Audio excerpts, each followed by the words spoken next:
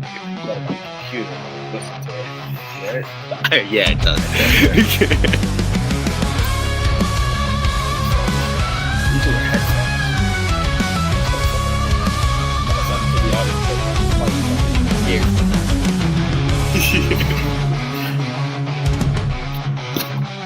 did it last time. Yeah, we're good.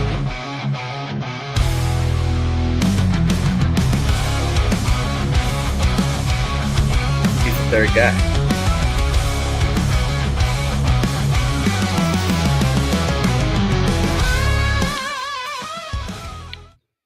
And good morning, everybody. Welcome back to another edition of Sean and Spin in the morning. Sean Spin, we're in the morning. This is episode 19, presented by Off Base Media, Friday, May 30th edition. We're both live in studio today, baby. Kicking it, getting ready for a Wet Hot America weekend. We got some matchups coming up on Friday. But first, we'll get into some other stuff. But how you doing today, Shawnee? I'm feeling good, man. A lot of teams to talk about in studio today. We love a good live in studio Friday show. Keep the trend going, but got a lot to get into. We're going to get straight into the vibe check with the first one. The MLB is now in cahoots, partnering, investing in, I'm not sure, but the AUSL, a new professional softball league. I don't know about you, Spin, but softball's electric. It is electric. It's electric. We got a buddy whose sister actually plays at the college level. And it's just a fun sport to watch. It's fast, it's exciting, it's entertaining. So I'm excited for this to come up. Yeah, I was thinking about it. Like it's almost everything MLB wants to be. Exactly. You know, when people talk, it is fast. It is a lot of offense, a lot of base runners. And then when you talk about MLB, a lot of people say I could watch it on. I can go to a game and it's fun, but I can't watch it live like on TV. Like I get bored. I hear it all the time. Well, softball's like this one big fucking party.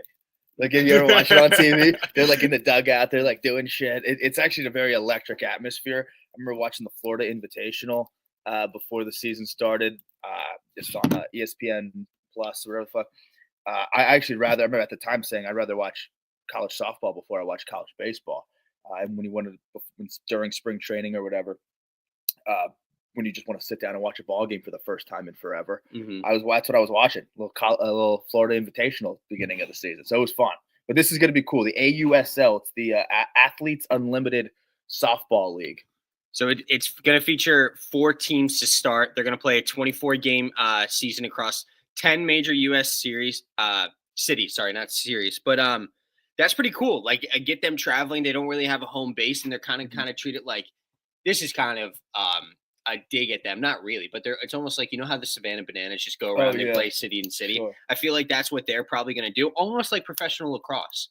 How some teams don't have home bases and they just play city to city, which is kind of cool. But we got the Bandits, the Blaze, the Talons, and the Volts. All right, but I like that a lot. I don't know when the last time there was a. Well, there was one for a very short span. That's what I thought. From like 97 to 01, it didn't last very long. They rebooted in like 04, and then that goes to like 2021. That's like Jenny Finch era. Like Jenny Finch. Yeah.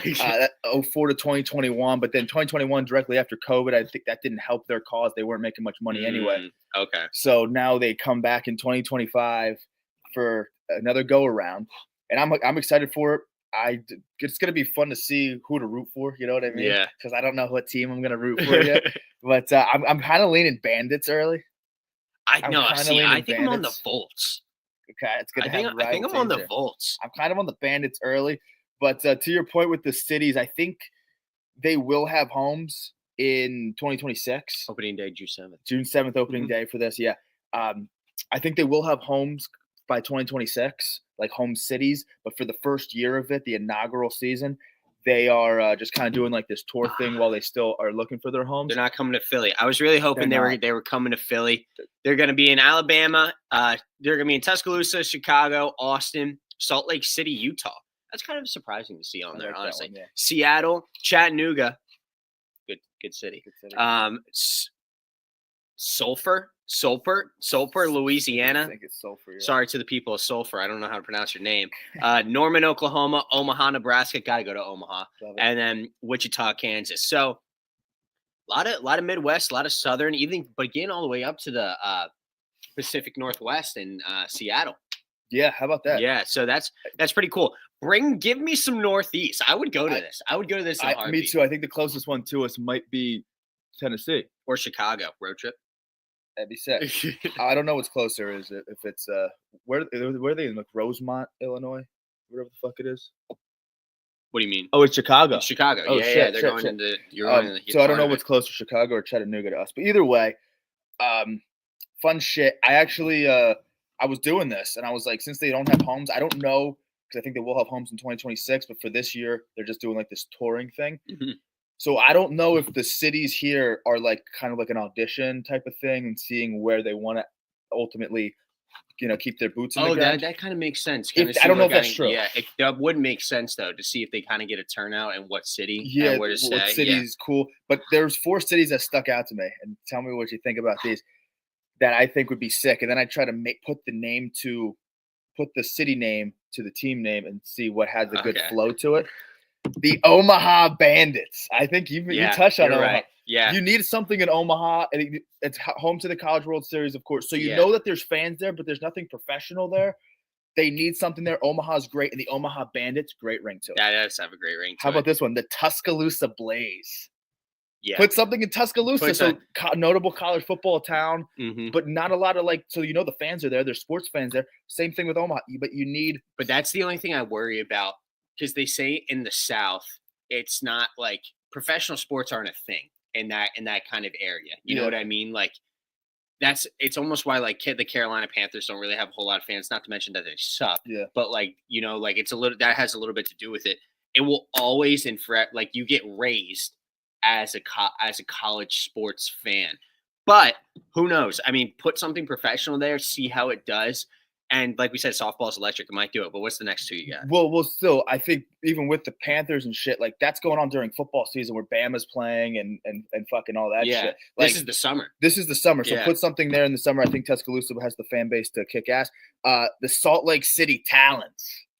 Put something in Salt Lake City, Utah. Yeah, true. Why not? It's I mean, good- they can't ski out there during the summer. Exactly. So watch the Talons play ball. I think the Salt Lake City Talons have a great ring to it. And then the Chattanooga Volts. Put something in Chattanooga. You touched Yeah, on Chattanooga. 100%. Good city, Chattanooga Volts. Those are the 4 we got right now. But maybe they just end up saying, fuck it, we're going to Phoenix. You know what I mean? Who Yeah, knows I know what you mean. Yeah. Who knows? But those are But the I mean, 4 that how did. long have there been talks about, like in the MLB especially, expansion teams in Yeah. some of these exact cities?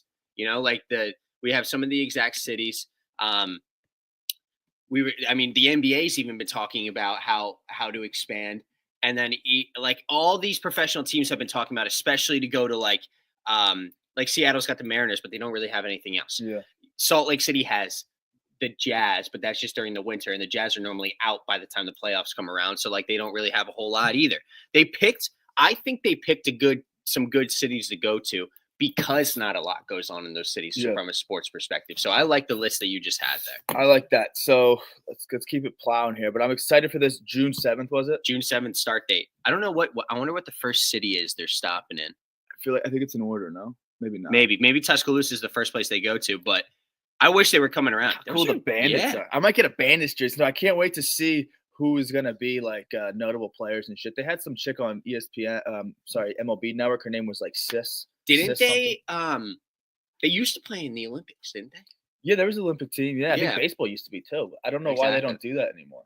At least softball, unless they still do, and we just no one knows. No, it's pretty ridiculous. They should.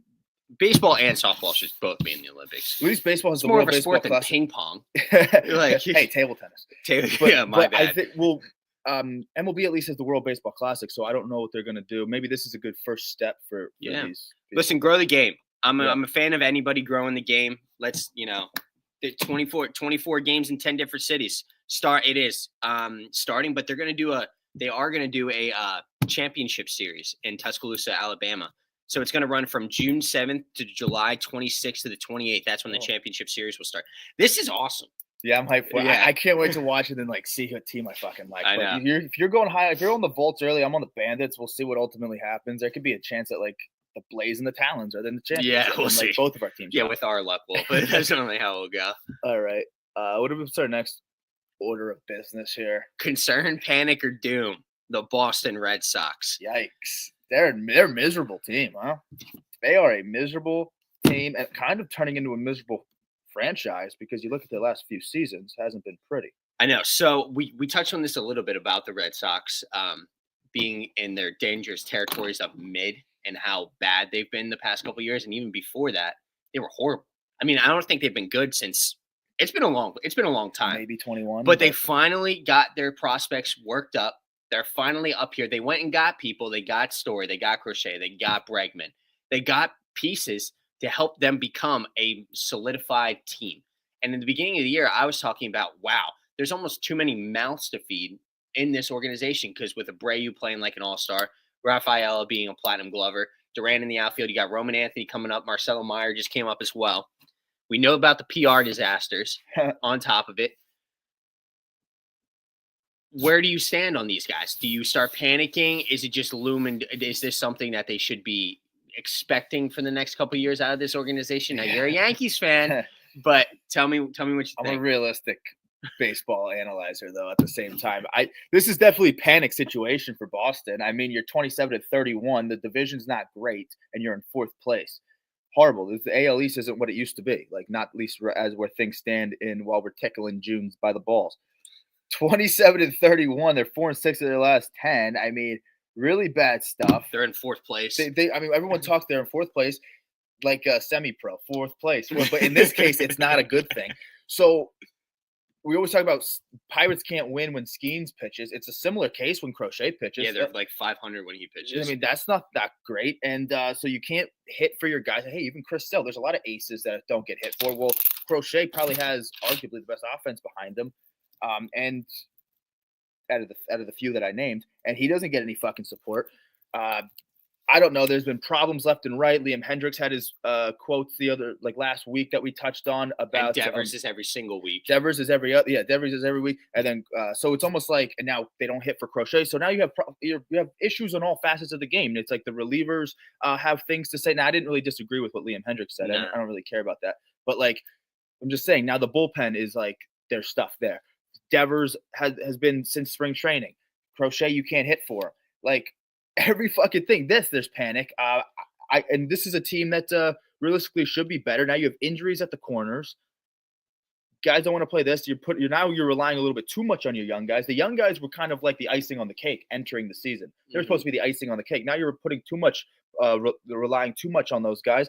And I don't know. That just doesn't look good right now. If they don't turn it around quick, I'm usually not a guy to jizz my britches over something like this, like at least not in while we're in May. But if they don't turn it around quick, I had them a playoff team. If they don't turn it around like in June, if they don't have a good June, fuck them. They're done. Yeah, you're in reality, like you look at this team on paper and you go, how is this team not competing for first place?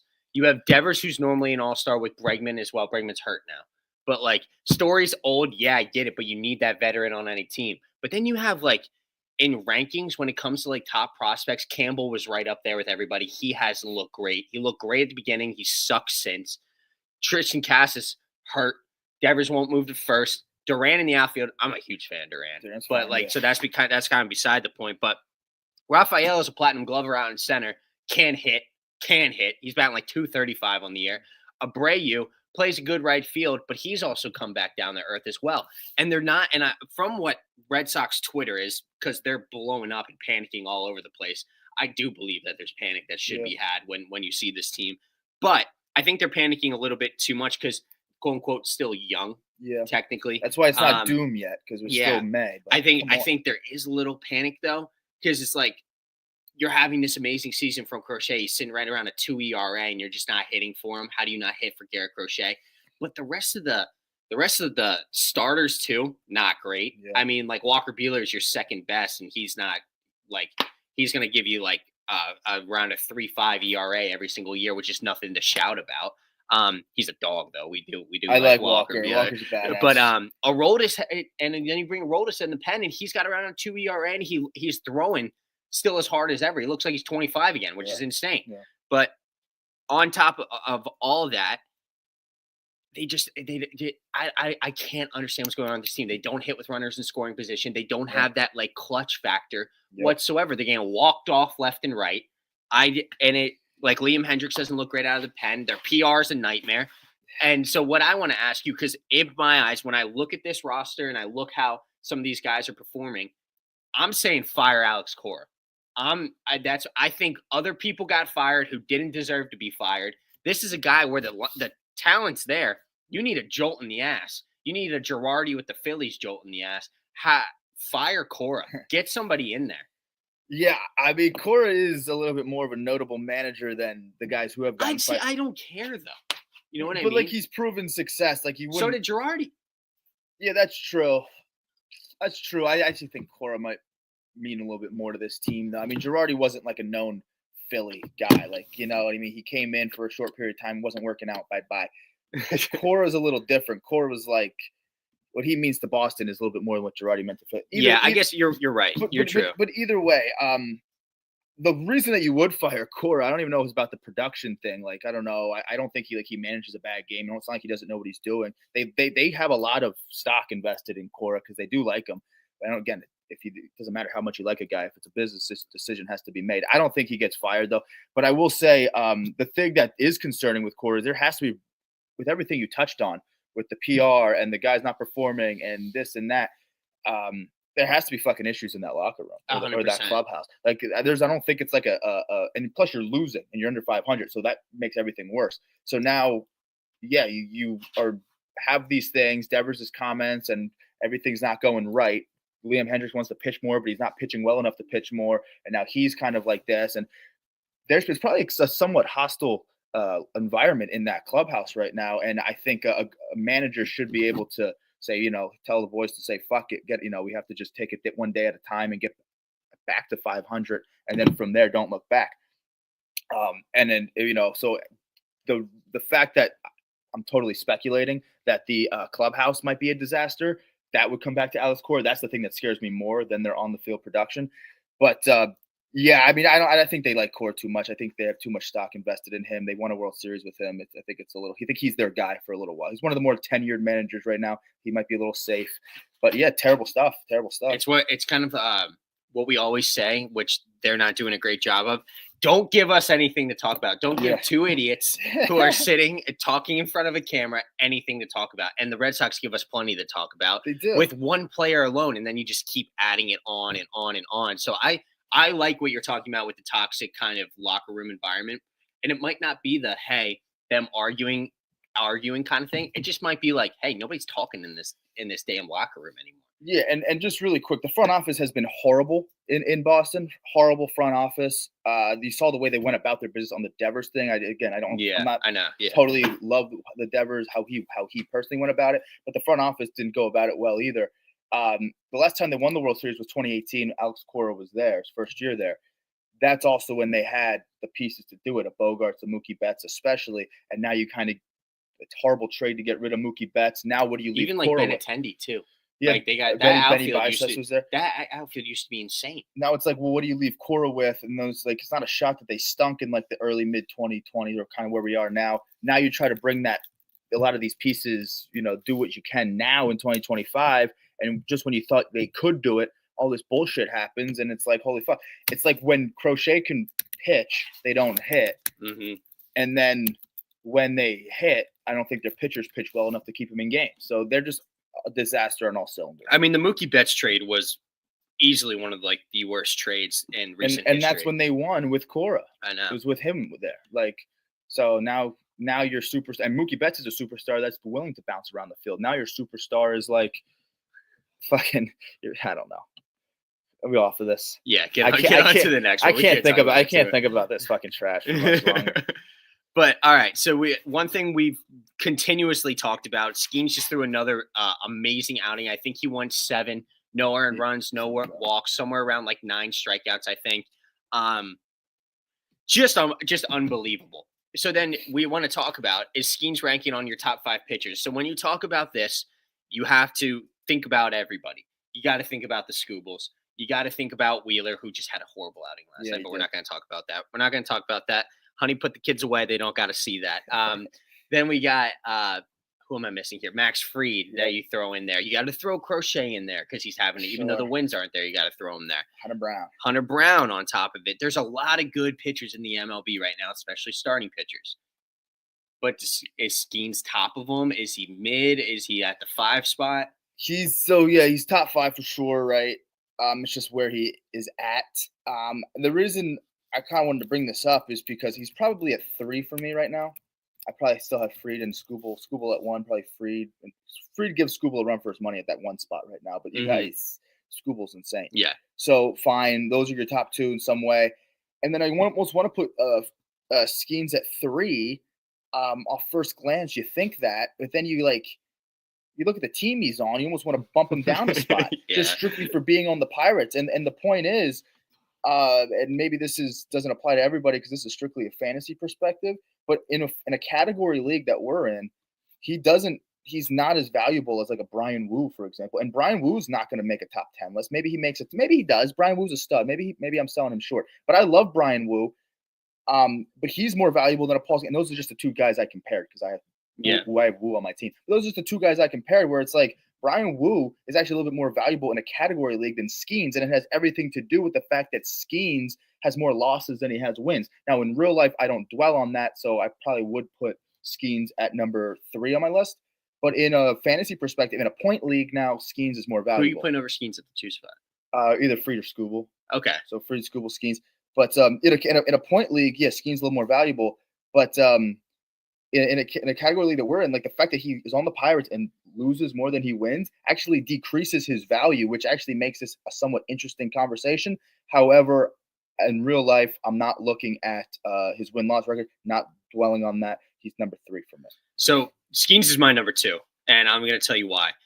He's sitting at 4-5 on the year, which is horrible. But I don't think he has a no decision on here because he just continuously keeps going deep. He's got the second most innings pitched in the league, but he's also sitting at a 215. And the only reason he's sitting at a 215 is because early on in the year, he had a little, not even shaky, but maybe gave up 3 runs here and there. Yeah. He has 77 strikeouts on the year. And just from a raw talent standpoint, he's unbelievable. How old is he? He's 24, 25? He's our age. Yeah, he just had a birthday yesterday. Yeah, and he shoves every single time he's out there. He's going to have a long career. Hopefully it's not in Pittsburgh. For the love of God, don't let it be in Pittsburgh.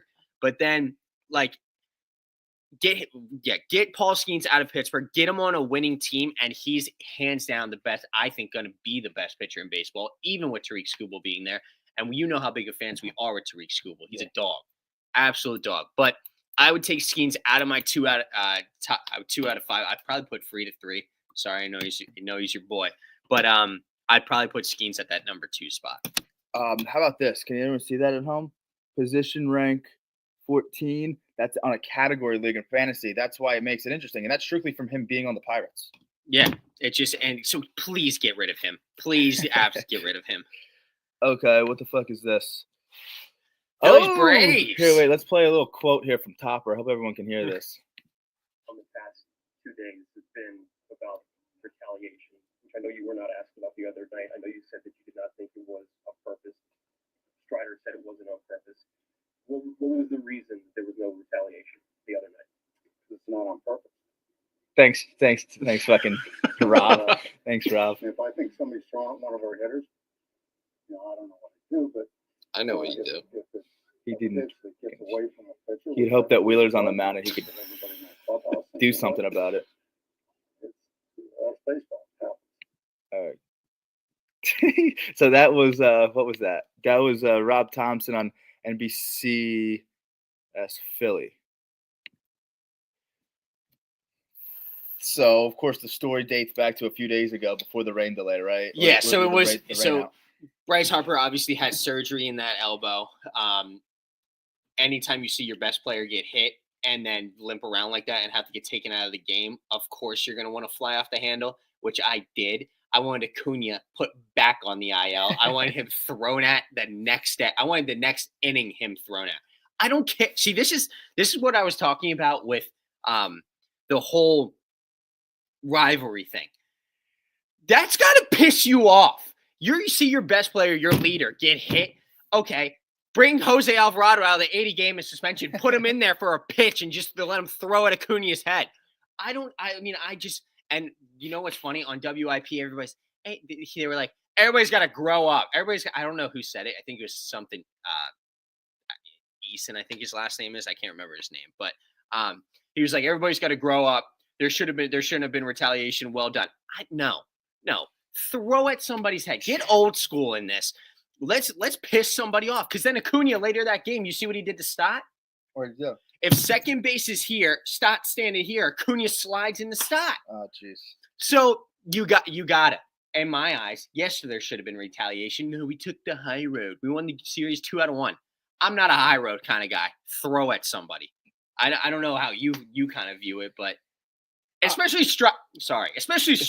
I hate Strider with like a burning passion. He also hates Philly, and he hates Philly fans. He acts like he doesn't. It pisses me off even more. And he's got an earring. Yeah, and a stupid mustache. He looks like when he does his post-game interviews, he looks like a bass player for like an indie rock band. Yeah. But anyway, he so yeah, the fact that his Strider, I mean, so you're saying that they should have retaliated the next day. Well, the next day actually was a rain out. No, not the next day. I'm talking about the next inning. Oh, okay. Yeah, but I don't know who was on the mound that day. I think it was Ranger, so he's not going to throw at anybody. You know what I mean? Yeah, I guess. It would have to be Wheeler on the mound. That'd been funny. He got blown up anyway, so Yeah, might as well just go out with a bang. Yeah, I don't know how I understand why you do throw at guys. I also understand why people don't like it, especially if you didn't like grow up playing the sport and you didn't watch the brand of baseball that we grew up watching. And then even before us, like our dads would be like, they totally get it.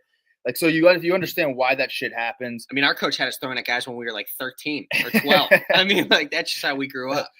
So you got to understand why it happens. I'm always a big fan of like, and this never gets talked about. Like, I'm just like, if that pisses you off, like, why put a free guy on base? That's always been my thing. Like, if you're pissed and you want to hit they hit your best player, which I don't think was on purpose, and maybe that doesn't matter for some people, but if they hit your best player, now it's like, okay, we're gonna hit your best player. It's like, where are you gonna put it? Like, who would you hit? Acuna, say, in theory? Yeah. Okay, fine.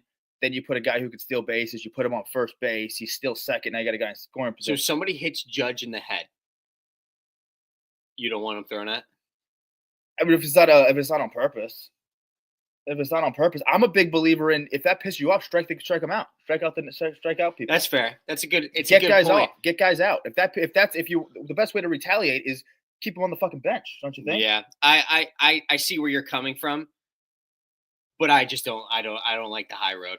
I say we take the lowest road as possible and we throw right back. I'm not even taking the high road. I mean, maybe a little bit. I mean, I still think you use it as momentum. Use it as something to fuel you.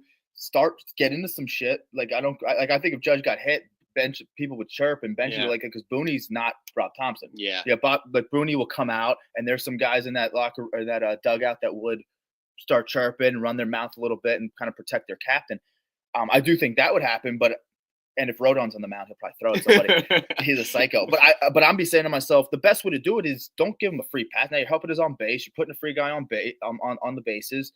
Fuck that. Fuck the free passes. We always say no free passes, but free passes are okay if you're protecting a guy. I don't know. I'm just not into it. I just think get him out. The best thing you could do is just get him the fuck out. Strike him out even would be great. And then talk about it. Let him know. Let him know. Be like, yeah, motherfucker. But if it is on purpose, then there's certainly retaliation. If it's not on purpose, I think use it as momentum anyway. It definitely wasn't on purpose.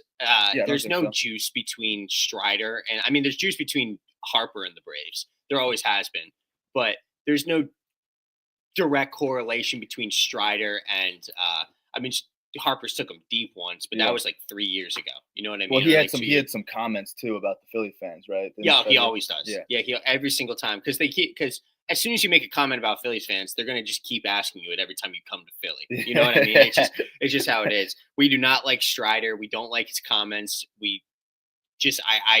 Strider's a good pitcher, but I love how every time he comes to Citizens Bank, he loses. It's been like since he's made those comments. Yeah, and that's the thing too. It's like if you're Strider, you're not trying to go up and in because you're trying to find. He hasn't pitched well. Yeah, he hasn't at all, especially since coming off the. Actually, the narrative of his last start was pitching, was throwing in on Harper. Is there going to be retaliation? Yeah, blah blah blah. Was it on purpose? He lost that game. Ranger outpitched him actually. He did, but Strider didn't pitch bad. That was actually maybe one of his better starts in a while. Mm-hmm. So he's only been hurt. Then he comes back, hasn't looked great. If the Braves would have won that game, the narrative would have been, maybe Strider's trending well because he went like 4 1/3, 4 2/3, giving up 1 run. Yeah. So that's actually one of his better starts, though he didn't go that deep. and you want him to go deep. But either way, that was actually one of his better starts since coming off the IL, and he's constantly been. He was on the IL a lot last year, right, or at least for the whole season. Mm-hmm. His 2 IL stints this year alone. So there's that whole thing, and now Philly does always crush him, especially in the playoffs. He's a history of the Philly beating him in the playoffs a few times. This was kind of a revenge game. What? I'm looking at Spencer Strider's career numbers. Oh, they're not great. He's had like 1 year. Yeah. He's not as good as people think he is. He's had 1 good year, but that's what I mean. Like he's only had 1 good year. He's a little leaning towards the overrated side. It's because he won 20. He had a good year ERA right here, right? But then look at this. He went 20-5 1 year, but had a close to 4 ERA. So that's sexy right there. 20-5. I like the 2.67 the year before. Yeah, but to a lot of other people, 20-5 that's a good number right there. And then he's pitched in 5 games in the last 2 years. Yeah, right? So it's damn. I love the Spencer Strider overrated. And let's get that narrative rolling. Because that's the thing with his frustration. So he's had like pretty much 1 really good year with that sub-3 ERA. Right? The next year, the Braves were good and they were able to win a lot of games for him, even though his ERA was close to 4.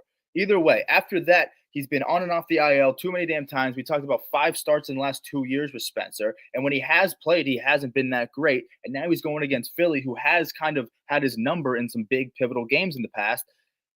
This is a revenge game for him. What he fucking wants to do is shove. The last thing he wants to do is hit fucking guys. Yeah. And that's not where he's at right now. So to me, the big issue of this whole thing wasn't it got bombarded with the whole it's Phillies Braves. Should there be retaliation? It's Strider, it's Harper. These are big names on the teams.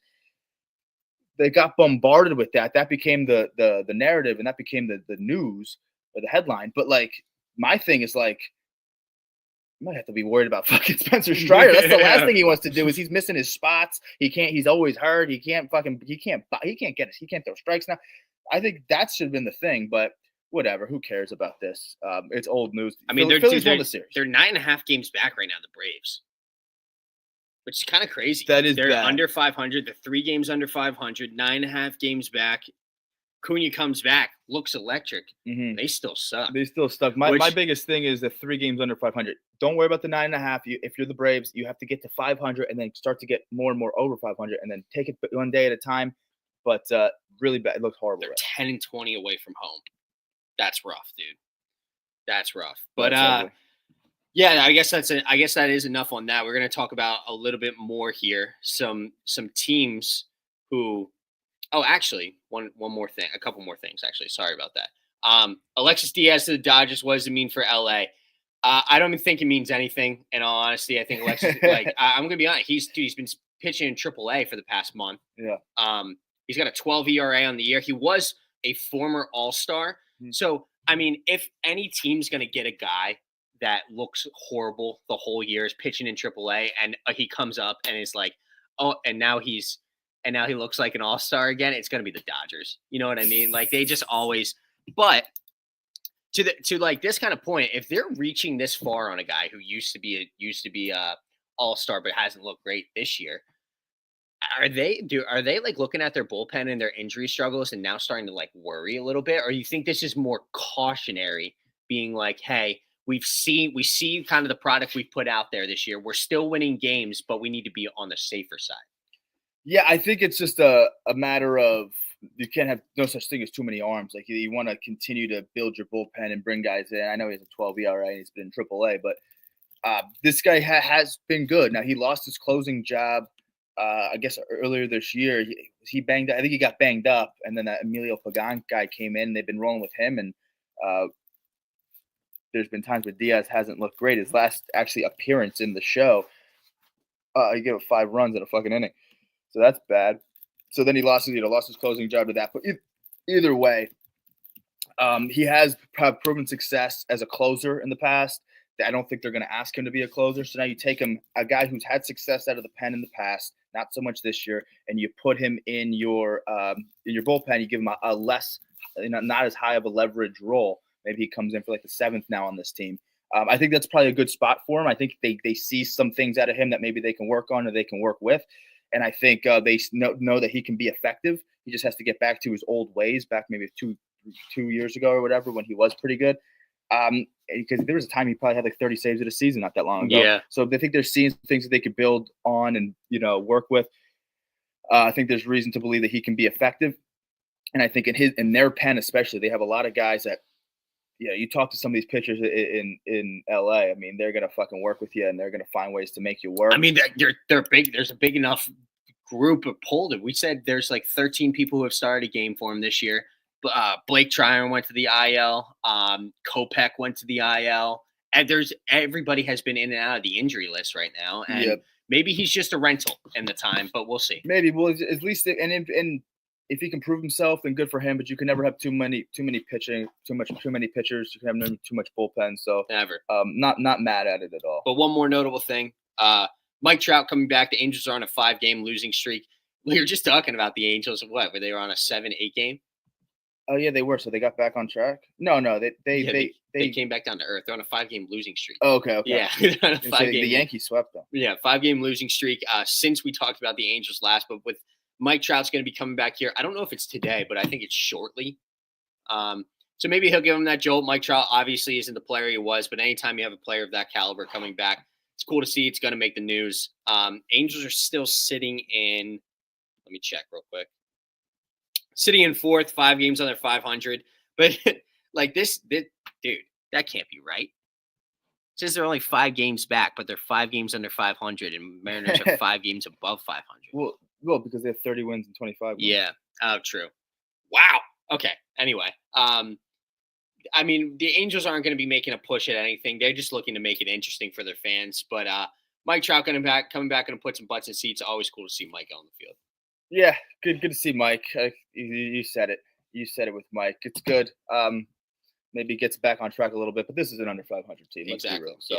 So now we get back into, since we were just on the A's, this is a good topic to kind of transition to. We're going to talk about some rebuild teams. Now, there are plenty of teams we could have talked about. We could have talked about the Rockies. We could have talked about the White Sox, the Pirates, all those guys. But it's kind of like, why even talk about them right now? Because they're so far off. I mean, it's the truth. They're just so far off. So we picked 4 teams that we wanted to kind of highlight on, who we're going to see where they're at in their rebuild, how long we think it's going to take, and do we think, they're going to be a good team at any point with the people they got on their team. Mm-hmm. So I guess we can start with the Angels. Yeah. We touched a little bit more on the Angels on Wednesday when we talked about the trade deadline, and a little bit last week when they were on that kind of hot streak. They do have some guys, but what worries me so much more about the Angels than them having the guys is their front office is so bad. And that's still going to be a trend with a lot of these teams, is how bad their front office is. So let's look at some of the stats. Taylor Ward, we said he could be a trade deadline piece because he's got a lot of pop to him, 15 home runs on the year. Ohapi looks unreal, 14 home runs, batting .260, plays a really good defensive side of things too. Zach Neto, young, got brought up halfway, 9 bombs, hitting .281 on the year. You got like a Kyron Paris too, a Matthew Lugo on top of that, a Nolan Chanel. They're starting to like kind of build this roster of young guys, build a little bit of an identity. But my worry about the Angels is, are these guys going to be on the team in the next 2 years? Like, are they going to go find greener pastures? Are they going to get traded? What's going to happen? I think in order for them to seriously do a rebuild on this, you touched on it. They've been a notorious, terrible front office for at least a decade now. Well, I think they have the longest playoff drought in the sport. Yeah. It's going to be like 10 years, maybe longer. I don't think they've been in the playoff team in like 10 years. Something like that. Who cares?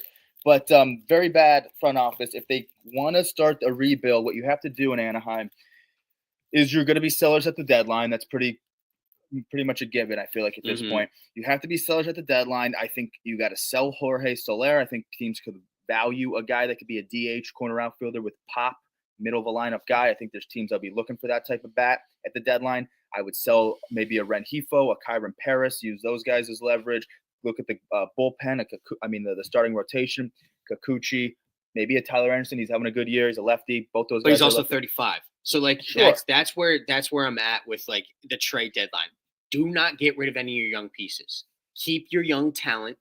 Get rid of the older guys that are on your roster. I'm keeping some young talent. Like I'm keeping I'd be fine with keeping Taylor Ward. And I'm just looking at like by position. Like maybe you fucking sell Joe Adell. I don't fucking know. Do people like want to see value in him? Well, he's hitting 190. He's hitting 194 right now. There ain't much there. People see value in him. Yeah. I don't know. He's a young guy, maybe on a better team. I don't know. Well, either way, I look at around the diamond and I see, okay, I like where Neto's at. I don't hate Ashanuel at first. I like Ohapi a lot there. I don't mind Taylor Ward. I actually think he's a big part of this team. You have Trout and whoever the fuck else is there. Then I kind of look at the other bits and pieces and I'm like, I don't fucking know who plays third. Am I tripping? Moncada plays third. So like, I'm looking at the other bits and pieces and I'm saying, I think there's value in some of these guys. Like these are depth pieces on teams. They're not going to be your saving grace, but for teams that are trying to get deeper come playoff time, or maybe get a switch hitting bat, a left-handed bat, a power hitting bat, whatever the fuck it is, they have those depth pieces as well as on the pitching staff side of things. I think Kikuchi and Tyler Anderson you can get some value for, especially if Tyler Anderson's having a pretty good year. Kikuchi's not having a bad year. I think you could get some things for that. And then maybe Kenley, who the fuck knows in the pen. Either way, then you have Ben Joyce maybe fulfilling the ninth inning spot moving forward. Who knows what they're going to do? But you have to sell because they have those types of depth pieces. Sell now at the deadline. Bring some guys in. Hopefully you luck out. Maybe they might get fleeced because they're a terrible front office. Yeah. But you got to bring guys in now because I think they have the pieces to you can bring guys in. And then in the offseason, you have to make some notable moves. And then I think they're on a decent track. If Neto's kind of be that guy, you need another star. I don't think Neto is just a one-man wrecking crew, but Neto's a good start. Trout's kind of like your vet, who's also really good. It's kind of be like the Royals a little bit. Good young shortstop, veteran guy in the lineup, some other pieces here and there, but you have to continue to pound. The Royals actually have a really good starting rotation, and their bullpen's more figured out. But you need depth either way, and you have to start checking off boxes. This would be the deadline for them to do that. Also, another notable person coming back to the Angels, which I forgot to talk about. Tim Anderson, see ya. Scotty Jetpacks, welcome back to the big leagues, baby. Scott Kingery gets the call up. Philly legend Scott Kingery spent a lot of time in an Lehigh Valley Iron Pigs uniform. Some people think unjustifiably was kind of locked up by the Phillies for a while. Rhys Hoskins' wife actually used to speak out after Rhys Hoskins left about letting Scott Kingery go, let him go shine somewhere else, which I agree with. They obviously weren't going to do him. They had Stott and Turner now. They weren't going to use him as a piece. Let him be free. You know what I mean? But nobody wanted that contract because he did sign a major league contract before he got shipped down and kind of locked in the trip. You telling me he couldn't be an outfielder on this team? Who? The Angels or the Phillies? No, the Phillies. Oh, I don't know, dude. But anyway, he's back up. He's going to be playing some shortstop or second base. He plays a little middle infield for him. But yeah, look, he's going to be in the Angels uniform. We love that. So now I'm an Angels fan. I thought he stole like 30 bases one year, didn't he not? I don't know. He might have. He had a pretty good year one year when he was up, but that's when they also won like maybe 30 games. No, but he didn't steal that many. I mean, dude, when he was in, he liked him, man. He had 19 homers and 15 stolen bases, hitting 258 in 2019. That was the juice ball era. Yeah. In 126 games. How does that not do enough for you? Like Brandon Marsh fucking doesn't do that. Nickname Jetpacks. I like that with an X. But anyway, he's coming up. Another team we're going to touch on, though, we're going to hit the A's out of West Sacramento. Another notoriously bad front office. Of course, they had the Moneyball era, which when it was a good front office. Now it sucks, and now the owner does not. Now the owner does not care about them. Obviously, wanted to get them out of Oakland. They're playing in a minor league field right now. It's a shame. Horrible. But I like what they got cooking over in West Sacramento. Jacob Wilson's going to be an all-star year. He deserves to be an all-star this year in my eyes. Nick pause curse, the Lancaster milkman, come in, and he looks good. He actually in that Philly series, it's the first time I got to watch him. He had some big hits for them. Yeah. I know that the Phillies ended up winning that series, but he made it interesting in those late innings there. And to see that from a young guy is pretty damn impressive. Yeah. You also have Mason Miller in the pen. You got like a little big three action cooking right there. Move with that momentum in my eyes. I think the A's aren't too – I could see them in the next couple of years, mixing it up, especially in that division.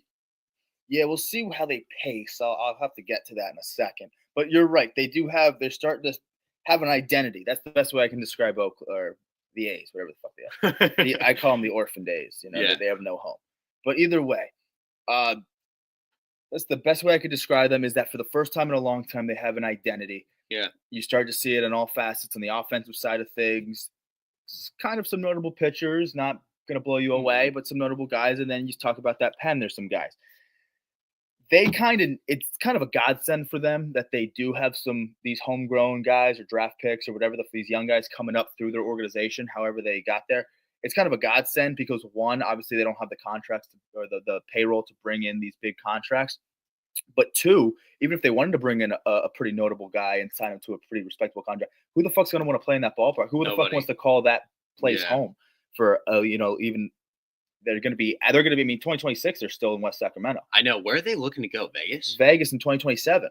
That sucks. So man. or I shouldn't say they'll be in West Sacramento in 2026. I don't know how long they'll be at this stadium, but I just know that their stadium won't be built till 2027. So like the owner just could not wait to get out of Oakland. he wanted to get out of Yeah. Dodge. He could have been in the Coliseum for this year and next year, Yeah. and then like gradually transition. But just but he wanted to leave on and burn bridges on the way out. He was bad. But anyway, that's like where do they have those bracelets? Was it to sell the team bands or whatever? And then Christian Pache got dropped. Yeah, because he that's was what they were wearing doing. one, That was yeah. like the conspiracy, right? Yeah. So did Asturi Ruiz, who's not on the team anymore. Yeah. But anyway, I don't know how this team is pacing. They're going to need to continue to if Nick Kurtz can be I said that a little too quick. But if Mickey the Lancaster Milkman can, turn into this solid fucking first baseman, I don't even know what a good comparison to him would be. But if he could turn into this nice left-handed bat for them, middle of the lineup bat, beautiful. Soderstrom's coming down to earth, but still hitting 257 with 10 bombs. So, I'm not mad at it. It's kind of a bad 257 because he started out so hot. He started out hot, then that 280 happened really quick. Now it's 250. It's like you start to see that trend doesn't look great. But hey, if he can hit, if he ultimately puts together a season where he hits 250 and hits 25 bombs, that's a fine season for a Soderstrom. He makes for a very productive, maybe if he's playing left field or wherever he fucking plays now. Then you got the Rookers and Lawrence Butler has really yet to wake up this year. 249 with 8 bombs this year. That's not Lawrence Butler-esque. We've seen better things out of Lawrence, and he's a hell of an athlete. You talk about Jacob Wilson. You start to see these pieces, and I like Langeliers behind the dish. He's one of the better catchers in baseball. I like him. You start to see these pitching kind of come out. They need more with their starting pitching. That's what's going to prevail down the line. They have at least 2 dudes in the pen right now with Mason Miller and then some other dude, Holland or some bullshit. Hoagland. Yeah, that's the starter. That's the starter. And then they have a dude who's like a rookie. Jacob Lopez got his shit wrecked yesterday. I don't hate Leclerc there. I don't know who you're talking about, if I'm being honest. He's a rookie in the pen. Hold on, we'll find it. You're thinking about a Holman? Maybe it's Holman. Maybe Grant Holman. Is he a rookie? I don't fucking know. I should. This is why I got to do my research. Yeah, he's 24. Okay. Yeah. First year. I don't think he's been a terrible guy in that pen. With Mason Miller for the 9th. Now, where do they go with Mason Miller? I don't know because he could get shipped, but he hasn't looked as good as the last year Mason Miller. He's got a 5.79 ERA this year. Yikes! So he hasn't looked good. I think that's almost a good thing for them because I think he's a good pitcher, and that kind of brought his value down. So they're not probably going to ship him. You know what I mean? I think maybe a team could take him because I think he's good.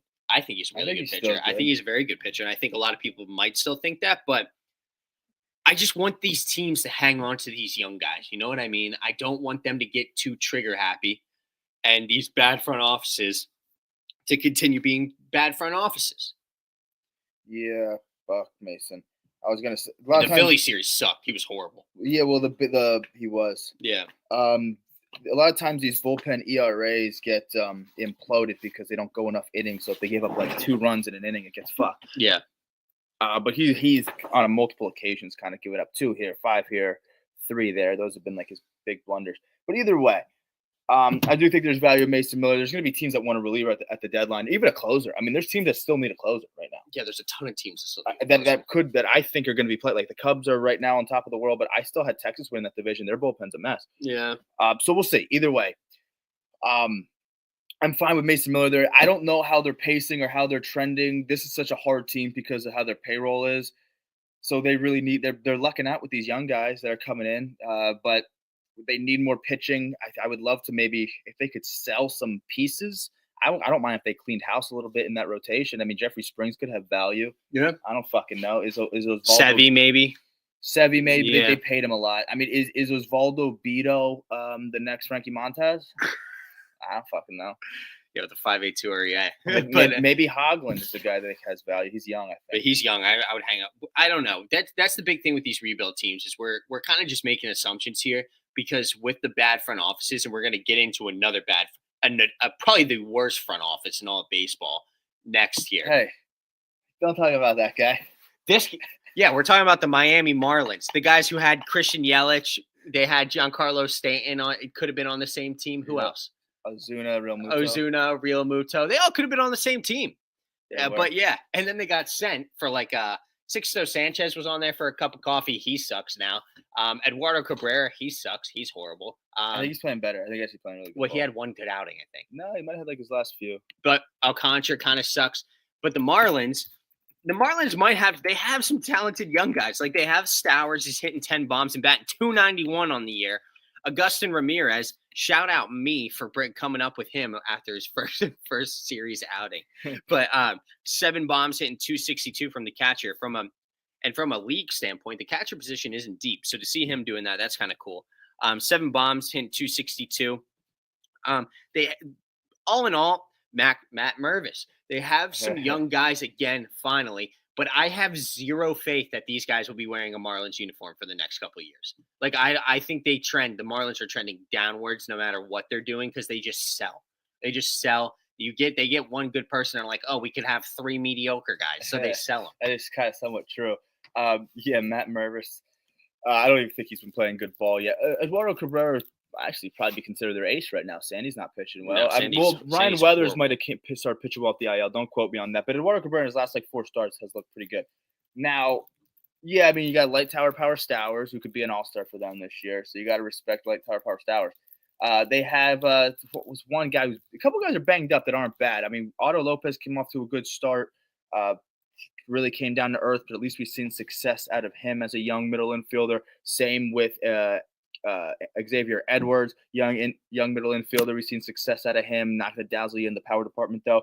Like I said, Light Tower Power Stowers. And then who is a guy named Dane something? I like this dude. He's hurt though. Dane Myers. 337 when he was playing with 3 bombs. Yeah, Dane Myers is a stud. He's on my IL in fantasy because I'm not going to drop his ass. Yeah. I'll put him on my IL. He's been good. So you're starting to see those pieces coming to fruition there. You talk about that catcher.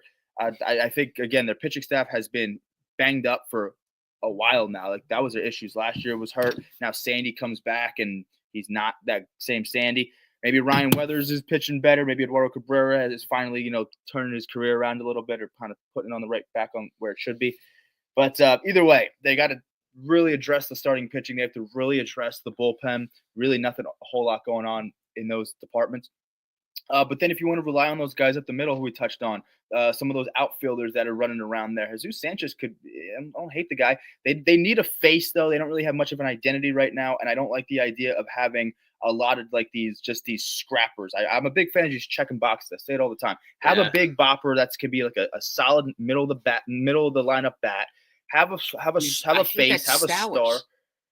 Okay, fine, but now you need a face. You need a star. Yeah. They don't have it. It's a lot of these young guys that maybe can be, flirt with 20 home runs. Maybe they flirt with 20 stolen bases. Maybe they do a little bit of both, which is great. Mm-hmm. But I don't think there's one guy that can go out and hit 30, 40 homers. At least we'll see what happens. I don't think there's one guy that could go crazy in this department. It just seems to be a lot of meh guys bouncing around here.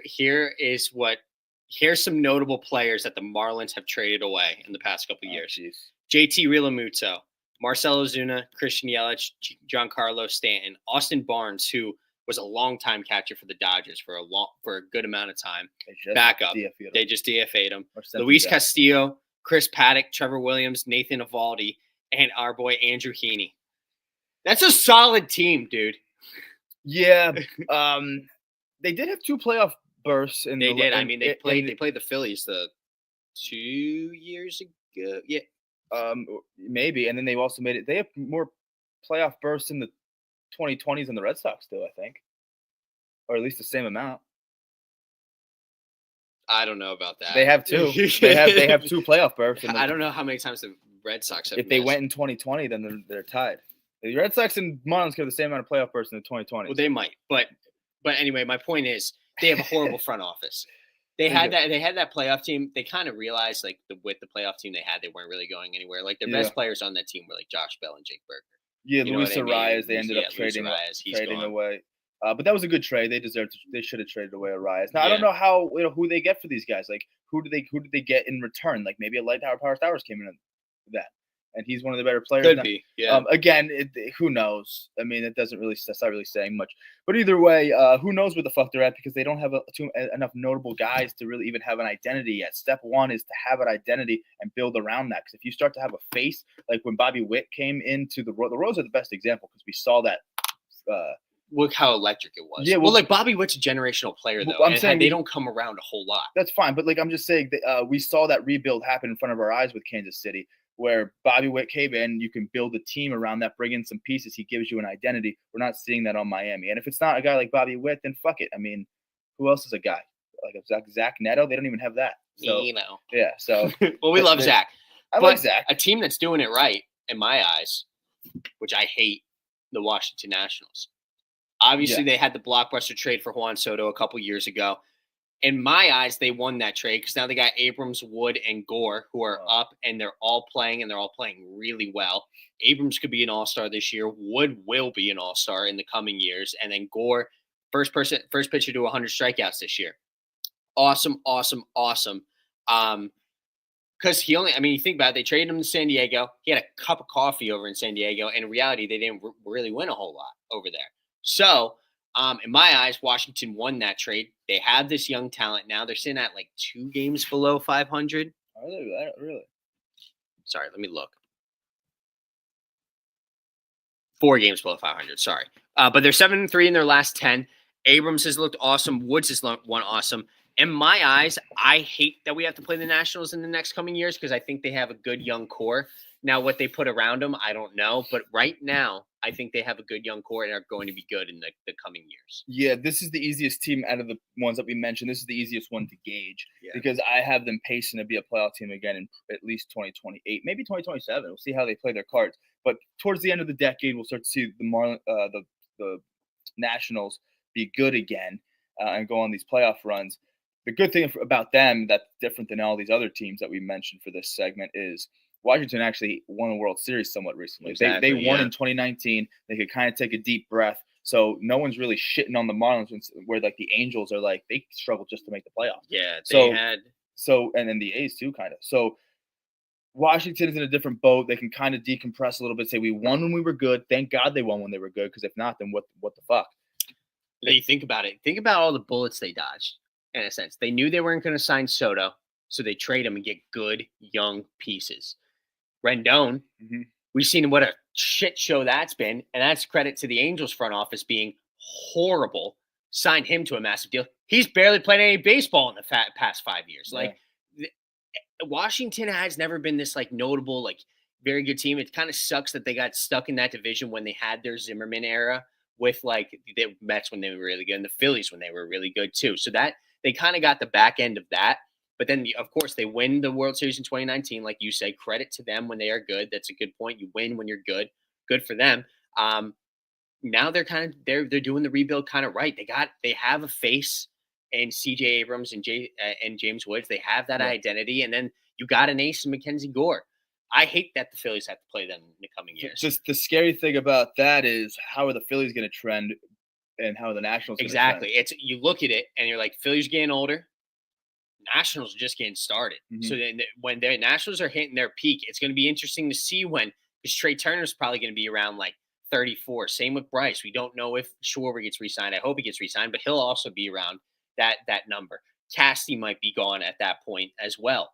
But I'm still hopeful for the Phillies because they have those young guys. But that's also like this is baseball, man. The trade deadline coming around, young guys get moved a lot. It's not like the NBA and the NFL where these guys come in and you see them as lifers for a lot of the time. Guys move a whole lot. A lot of the times, if you're not like a top 5 pick, and even if you are a top 5 pick, you still might get moved. So yeah, it's great because there's so many pieces here. Exactly. I think I do think that they're sellers at the deadline though. Oh yeah, but I don't think that those 3 they're there to stay. I mean, we'll see what they do with the outfield because there's some. I mean, I think Cruz is safe, but maybe like a Jake. What's his name? Jacob fucking whatever the fuck.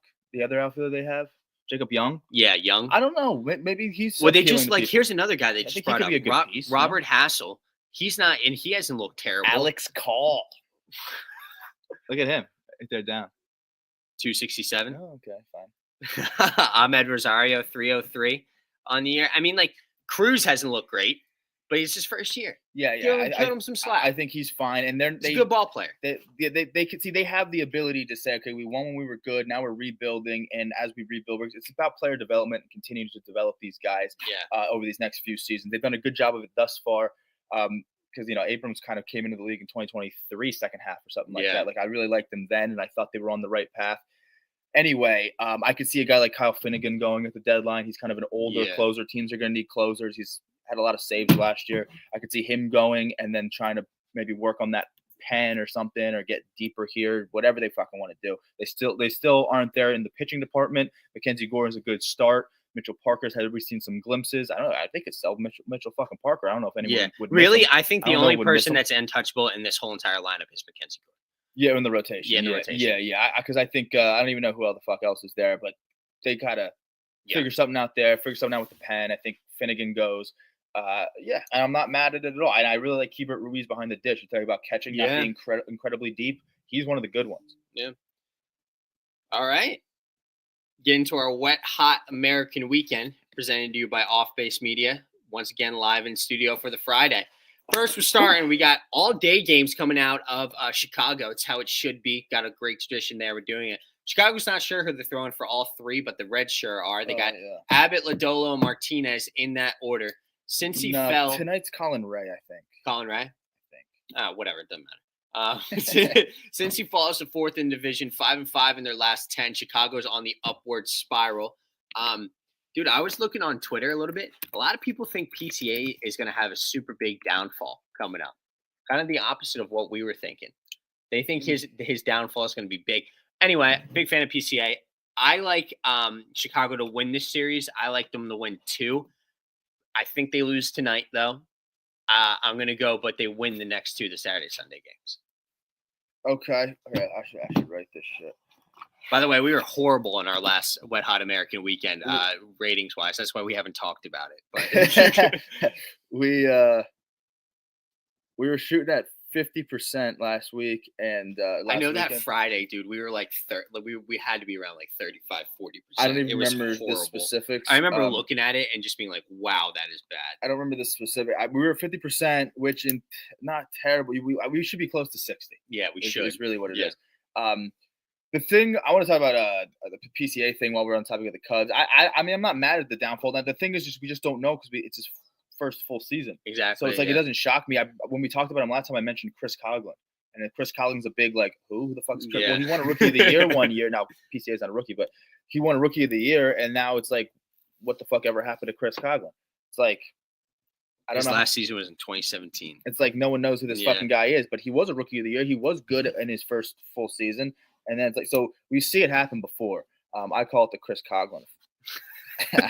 Okay, what did you have for Cincy? I had Chicago losing tonight, so Cincy winning, and then I'm going with Chicago. Chicago's just too good of a team to lose a series. I don't care if it's a division time. I think they kind of not roll. Division games are hard, but division games are even harder to sweep. So that's why I'm going with 2-1, and then they win Saturday. So. Okay, I really like Abbott and Ray, so that's actually a sneaky good matchup. I'll be different than you. So give me the Cubs tonight. Give me them to beat up on Lodolo, fucking lefty, and then maybe Cincinnati takes it. Cincinnati, so I'll go Chicago, Cincy. I don't know. No reason about it. All right, next game on the series, the Brewers, who are hot right now. Milwaukee on a 4-game winning streak. I'm pretty sure they just swept the Red Sox. They had to, right? But coming into Philly, Rhys Hoskins coming home. Hopefully he ends up in a Phillies jersey at the deadline. Love that. But what would he do though? Nothing. I just bring him out, man. I love Rhys Hoskins, but. DL Hall versus Taiwan tonight. Chad Patrick versus Luzardo. Cy Young Luzardo, if I might say so myself, on Saturday. And then Brewers aren't sure who they're throwing come Sunday versus a Ranger Suarez who looked really good in his last outing. Some notable things that I wanted to touch on. Bullpen for the Phillies still very worrisome. And of course, I just said Milwaukee's a little hot right now. I'm actually going to do it. I'm going to have Milwaukee winning tonight versus Taiwan. And actually, I'm going to say this. This is no disrespect to Taiwan because he's actually looked decent this year. He hasn't looked horrible. But they're hot right now, and Taiwan's not the best pitcher. So give me Brewers tonight, and then Chad Patrick versus Luzardo, and then give me Ranger to deal. So Sunday. I was writing that same thing down while you were talking about yours. Like I have the same thing. I actually kind of like Taiwan to stream in fantasy tonight. I don't hate that. I don't like Milwaukee, but they're hot right now, though. That's the only thing. Yeah, and I don't know if the Phillies sweep them. So if Milwaukee's going to get one, I guess it's over Taiwan. But not to say that Taiwan can't go 5 innings, give it like 1 run, and the Phillies pounce on DL Hall. Plus, speaking of DL Hall, isn't DL Hall making his first start off the IL? He's the reason my buddy's in the fucking minor leagues. Oh, so this is DL Hall's second start. 2 and a third, 1 earned, and got a win. So maybe he just pitched at the pen his first outing. Maybe just to get him a little worked up for this outing. Who, DL Hall? Yeah. Sorry, I wasn't paying attention. He just came off the IL and it sent my boy, like I think his name's Logan Henderson. Send him a triple fucking A. My guy. Who am I going to stream now against bad teams if Logan Henderson's not around? Anyway, DL Hall's back, former Oriole, so we know how they pitch in Baltimore. And also, this going back real quick to the one, you can bet your bottom dollar Rhys Hoskins is going yard. Oh, you think in the series, he'll go yard. I don't know who it's going to be against, but he'll go yard. Does he bat spike? But that would be awesome if he did. I wouldn't even care. I love Rhys Hoskins. Anyway, White Sox versus Baltimore, 2 of the worst teams in baseball. Sean Burke versus Zach Eflin. Eflin's a good guy to kind of stream during that one. I know you liked Zach Eflin as well. Sean Burke, so really, both of them are good to stream. All right. Well, then we got David Martin versus Dean Kremer. Adrian Hauser versus Charlie Morton. It's Davis Martin. Sorry about that. Well, I think I typed it wrong.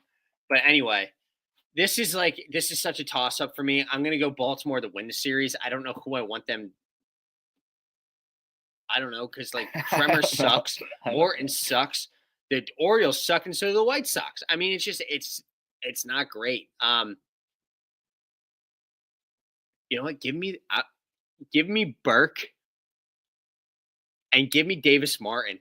The White Sox are winning this series. I like that. Yeah, Friday. Give me the White Sox are winning Friday, Saturday's game, and then I'll have Baltimore take the Sunday game with Charlie Morton, who's not great at all. Yeah, but Charlie did look good in his last outing. Maybe he can build off of that. This is so hard. I'm gonna take in a toss-up like between Burke and Eflin. Fantasy purposes, I think they're both good streamers. And a toss-up like that, I guess I'll just roll with the home team. So I'll take Baltimore tonight.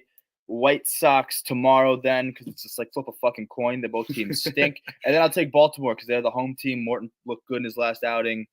Maybe he can build. I don't even care that they're so bad. It actually makes me angry. Yeah, I know. And now the Cedric Mullins to Phillies starting to heat up, and I do not want Cedric. He got a couple knocks the other day. Though. I don't care. I can't think. I don't want to think about them anymore. They wear orange and they're fucking terrible. I don't like that. Oh, dude, they're not. Sean Burke's not going tonight. Oh, something Schuster's going tonight. Jordan, is that his name? What happened to Burke? Jared Schuster. Oh, that changes it. Give me Baltimore. That changes it. Does it? Did they? What the hell? He must have got scratched or something. So maybe he's pitching on another day. Are you looking at the right guy? Oh, yeah, I don't know. What do you have? This guy says you have it tonight. Sean Burke here. Next schedule start May 30th. I guess we'll see. I don't know. I guess we'll see. I don't know. I mean, that would be 7 days rest for Burke if he pitches tonight. Is he hurt? Doesn't say anything. Burke will follow opener. Burke will follow. Oh, Jared Schuster's the opener, so he'll pitch like an inning or two. Oh, and then they give Burke like the next. Yeah, give me Baltimore. That's stupid. That's so dumb. He's the opener. What the fuck? What are we playing? Are we playing T-ball again? I mean, dude. He's the opener. Actually, I mean, with the White Sox and Orioles, we kind of are playing T-ball. That is true. There's strategy. We've seen that with the Rays kind of experiment with that. And I don't think they do it anymore, but they experimented with it, and now teams kind of fuck around. But anyway, it's just so the star doesn't have to face this, top of the order like I 2 or hate 3 that. times or whatever he wants to do. But whatever. We got the A's versus Toronto. Toronto won 12-0 last night. We got Springs versus Bassett. Hogland versus to be determined. Still don't know who that guy is. And then we got JP Sears versus Gosman. Wanted to make a note here. Vlad is heating up. Yeah. He looks really good. And I touched on it a little bit earlier. Jacob Wilson, to me, is going to be an all-star. I don't think he's going to get the starting position with Witt, but I think he's definitely going to be the all-star coming out of that team, especially with Mason Miller kind of on the not the decline, but not looking great. Do I think Toronto sweeps the series? No. Do I think they win tonight? Yes. But give me the A's come Saturday, and then give me Toronto on Sunday as well. Okay, I actually have the A's here, so that means that's a split series. But in terms of our 3 games that we're doing, I have A's 2 out of 3 for this weekend set. We talked about Toronto won big yesterday. They crushed. So I think that all their offense they're going to leave back on yesterday's game. Okay, I don't think they bring their offense. Bo Bichette, sorry, is kind of coming alive. Bo Bichette looks fucking awesome. Yeah. So good for him. Maybe he makes a fucking all-star push. Yeah. Anyway, I talked about how I like Jeffrey Springs as a streamer today because I didn't like. Well, also I like the Jorge Lopez or Jacob Lopez. He was the A's pitcher yesterday. I kind of liked him. Oh, he got his doors blown off. But hey, that was okay because now I'm going to say, hey, maybe Jeffrey Springs again. You leave the offense on Thursday. You don't bring that same offense on Friday. So now we're talking about Jeffrey Springs. I'm not high on Baltimore's offense. I know they looked good yesterday. There might be some guys waking up, a la Bo Bichette. However, Jeffrey Springs also looks really good as of late. I think the A's can get him today. I'm going to take Gunnar Hogland. I mean, dude has the word hog in his last name. I know. His first name's Gunnar. That might be a top 5 dude, name. His last name is right Hogland. Yeah, it's a top 5 name in the MLB right now. Oh, we're going to see some 2 other cool names, too. Just wait till we get there. Slade Ciccone, Zebby Matthews. But, yes, Gunnar Hogland. His last name is Hogland. What else do you have to say? So give me that, and then the Blue Jays to win on Sunday. That makes a series split. All right, then we get into the Angels going into Cleveland. Soriano versus Ortiz. Hendricks versus Slade. What's how you say? Slade Ciccone. Another cool name. Another cool name. And then Jack. Terrible name. No, Kachanowicz. I don't think that's how you say it, but that's how we say it. Yeah, it's a terrible name. Gavin Williams on Sunday. 5 games to get for the Angels, which touched on earlier, but Mike Trout is coming back, so we'll see how that goes. Cleveland has fallen a little bit, 6 games back. Gonna need to gain some ground here. Are they in second or are they in third? They're in second, so they're tied. They're tied with the Twins right now, but I think they have the tiebreaker. This is a weird series. Jose Ramirez is heating up. He's a beast. Stephen Kwan looks unbelievable. But the Angels are on a 5-game skid. They got to win sometime. Luis Ortiz hasn't looked great this year. Give me the Angels tonight. I don't like that much, but I'm going to go with the Angels tonight. And then the Guardians to win the next 2. I said the same thing. I actually wrote Cleveland to start because I don't know if I hate Luis Ortiz. I don't think I hate Jose Soriano either. They're kind of the same. They're the same pitcher. They're the same exact pitcher. They're the same fucking guy. So I'm originally going to write Cleveland to win this game, but then it's like I don't know if the Angels get swept 2 series in a row, and then that's 8 games in a row that they lose. Holy shit! After coming off like a 9-game winning streak, that would be the most Angels thing in the world. That actually would be crazy. And another thing we didn't talk about with the Angels when we talk about Ron Washington's a damn good manager.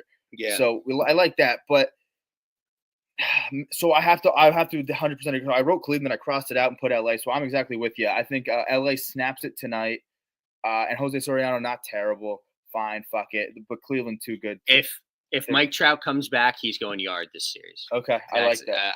100%.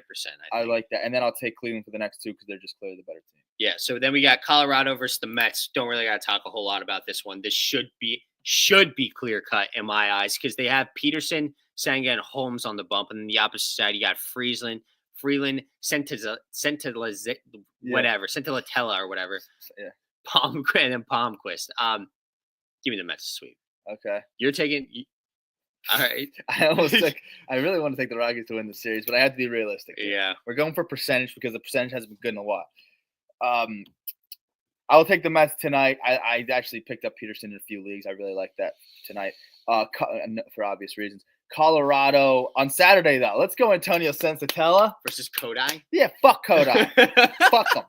Okay, Colorado come in, take care of business. Hey, they win about 1 game a week. Why can't that be the game? Okay, why not?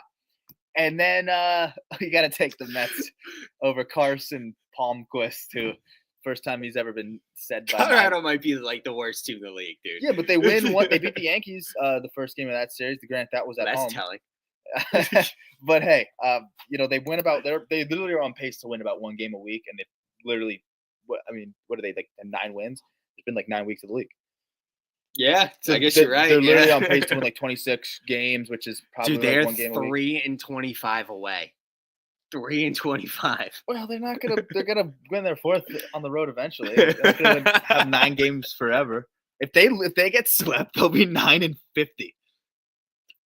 They're making an argument for being the worst team ever. If they get, they are. If they get swept, they'll get to 50 losses before, say, like the Brewers get to 30. No, that doesn't mean that. But still, that's really fucking bad. They'll get the 50 losses before like someone gets to 40 wins. That's nuts. That's pretty bad. That's insane. But anyway, the next series, the Giants are traveling to not even Miami. Where are they going? Yeah, Miami. Yeah, no. Where are they playing though? Oh, Miami. I'm thinking about Tampa Bay. My bad. Yeah. But yeah, Giants are flying to Miami. Kyle Harrison versus Cal Quantrill, Robbie Ray versus Cabrera, and then Hayden Birdsong versus Ryan Weathers. I think Birdsong looked real good in his last outing, if I'm not mistaken. I don't even know. Because I think I for some reason, I think I remember that. But the Giants have been interesting this year because they still have a very good. Oh, he's a stud. Yeah. I mean, he doesn't go deep. Is he even a fucking starter? No, he was a relief pitcher for a little bit, but then they had him in some outings. Because I picked him to win in the last time. Not great. Not the Detroit, but the Kansas City one. That's what I was talking about. Because he was a reliever before that, like a long reliever. Yeah, long reliever turned, I guess, a starter now. Yeah, which I like. But anyway, Giants are 31-25, have really come back down to earth since their super hot start. We've kind of predicted that. They're still 17-9 at home, but they're 14-16 away. So I'm honestly here. I'm going to look for Cabrera to win that Saturday game and then probably have the Giants take the other 2. So you have San Fran, Miami, San Fran? Yeah. I'm doing something a little crazy. I'm going to take Miami to win this series, and this is just strictly me not having luck with Miami ever. Every time I stream a guy against Miami or I bet against Miami, I don't know. This never works out for me. They always kind of can do it. And I think this is a series that they kind of have some notable pitchers to do it. Now, I think San Fran comes in and takes care of business tonight. I don't hate Kyle Harrison for this start. Cal Quantrill's Canadian. I like him. But I like Kyle Harrison a lot bit more, I should say. And Kyle Harrison's trying to play with a little bit of fuel right now. He's got something to prove because this might be his last start in the rotation. Oh, really? He's on that leeway? Because Verlander's coming back soon. Oh, true. In about a week or whatever. Well, you could say the same thing about Birdsong, too, come Sunday. So maybe Harrison can, if he pitches well, maybe he proves that he can stay in this rotation and Birdsong becomes a long reliever again. Who the fuck knows? But with Verlander coming back, someone's going to be the odd man out. So Kyle Harrison has to come in and prove that he can beat a last-place Miami team. So give me San Fran tonight. I'm going to roll with Yuri Cabrera. We talked about him earlier on the program, and he's looked good. So in his last few starts, and I don't think San Fran's offense is what it was about a month ago. And then I think Ryan Weathers, let me just double check. I mentioned him when we were talking about them too. Ryan Weathers, I thought looked good since coming off the IL. He's looked real good since coming off the IL. Yeah, damn. Let me take him to shut. Oh, dude, look who he's pitched against too. Chicago, San Diego. And wow. 15 2/3 innings, 2 runs in that span. 1-0. Wow, he's looked really good. So maybe that's a good pull. That's a really good pull. So love Ryan Weathers and Hayden Birdsong. Who knows how deep he goes? And Miami, a sneaky, scrappy offense. Let's roll 2 out of 3 Miami here. All right. At home. Next one, battle of the mid. Both two teams looking to get out from those allegations. Boston versus Atlanta. Boston going to Atlanta. Boston streaming Giolito, Buehler, and Crochet. While Atlanta on the opposing side's got Holmes, Schwelly, and Strider. Boston just coming off getting swept by the Brewers. They're on probably a 3-game losing streak. I think they won the last. Oh shit! Why doesn't it show it? That's stupid. What are you looking at? I wanted to see their losing streak, but they don't have it on here. It's got to be. Anyway, this one is kind of They're on a I think 5-game skid, Boston. 5-game skid. All right, they win tonight versus Grant Holmes. But then Schwelly and Strider come out and they win. I think Crochet's a better pitcher than Strider. Like we said, I think Strider's overrated. But like with the way Boston is trending, I think Atlanta's got a little more juice, especially being at home, to take this series. Okay, so you had Atlanta winning the series? Yeah, but Boston and Atlanta. Okay. Bueller, we like Bueller, but Schwelly's, he hasn't been great, but he's still You want to believe in him, Yeah, the Red Sox suck. But the Braves are also 3 games under 500. So it's hard with this series because these are 2 good teams on paper. This should be an awesome series. Yeah. But it could be something that isn't. I got 3 things to say about this one. I don't know who I'm taking yet. But one, these teams, MLB loves to make this a matchup. I know. They played like 3 times this year already. Yeah, this is like MLB loves to make these teams play each other for whatever reason. 2, it's a 3-game series. I bet you they find a way to split the series because like no one's like these teams don't win series, so like no one's gonna win the series, so they'll find a way to split it. Yes, Sunday it's gonna go to like the 16th inning and then rain delay. Yeah, yeah, they gotta like make it up in September. And then 3, the third thing is tonight's game's on Apple TV, which is very fitting because you got mid on Apple TV. No one will watch it. Who wants to watch it? Who wants to watch that? When they made the schedule, Apple TV's like, oh yeah. The MLB's like, we'll give you this one. We'll give you Friday, May 30th, Boston and Atlanta. Apple TV's like, oh, yeah. Well, now, guess what? No one's watching. Suck it, Apple TV. Yeah, fucking Okay. I'll agree with you, though. Giolito's been up and down this year. I think they can, 5 in a row is a lot. What's Atlanta's? They're on a 1-game win streak. Oh, they on a streak 1 in a row. Good for them. However, I think 5 in a row is a lot of losses in a row. Let's have Boston snap it tonight on Apple TV. No one know why. It'll be a Boston thing to do. Is they'll finally. That would also be a Braves thing to do. They don't have anything better to do. Yeah, seriously. They lose their 5-game losing streak. They got to snap it tonight, but it'll be on Apple TV, so no one's gonna watch it. Yeah. So okay, that's Boston. I actually think Apple TV does well in the ratings, but fuck it. They do.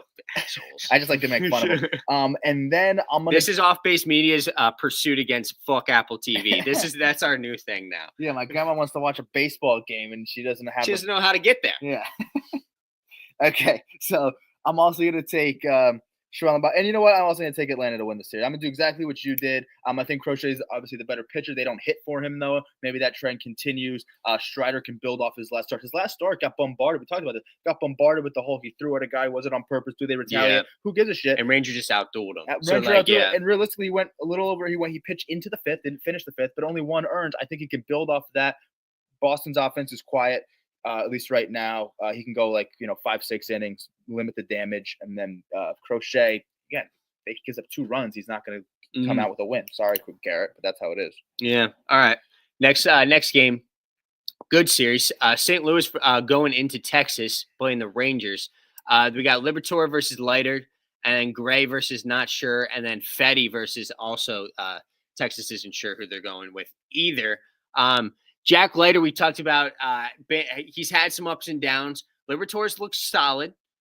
Gray's looks solid, and so is Fetty. So this isn't the greatest matchup for Texas, right? If you're Texas, right? You don't really want these guys coming in and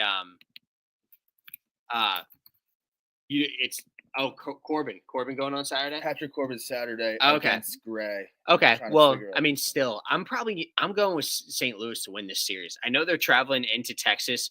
St. Louis is sitting at 32-24 this year, 3 games back, 6-4 in their last 10. Meanwhile, the Rangers are 2-8 in their last 10, 4 games back, 3 games under 500. So give me Liberatore, Gray, and then I'll take DeGrom on Sunday. Okay, yeah, because that's the new one. I don't know why the website we look at it says TBD, and then I have to manually look at guys. So what do you have for this? Give me St. Louis, Texas.